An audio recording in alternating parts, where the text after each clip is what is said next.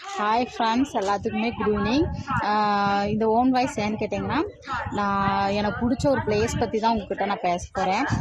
எப்போவுமே நான் சர்ச்சுக்கு போகிற வழியில் அப்படி பழனி டவுன் பஸ்ஸில் வந்து ஒரு சர்ச் ஒன்று இருக்குது.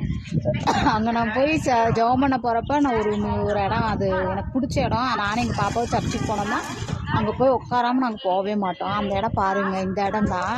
அதை அப்படியே பாருங்களேன், ஃபுல்லாக காமிக்கிறேன். இந்த மரத்தடிக்கிட்ட அந்த ஓரத்தில் பாருங்களேன், அந்த இதில் தான் உட்காந்துருப்பேன். அங்கே தான் உட்காந்துட்டு நானும் எங்கள் பாப்பாவும் ரொம்ப நேரம் உட்காந்து பேசிட்டு தீனிலாம் வாங்கிட்டு வந்து நாங்கள் 2 பேரும் சாப்பிட்டு உட்காந்து ரிலாக்ஸ் பண்ணிட்டு போவோம். அப்புறம் நாங்கள் போகிறப்ப உட்காருவோம், அங்கே போய் ஜெபம் பண்ணிட்டு வர்றப்பையும் இங்கே உட்காந்துட்டு தான் போவோம்.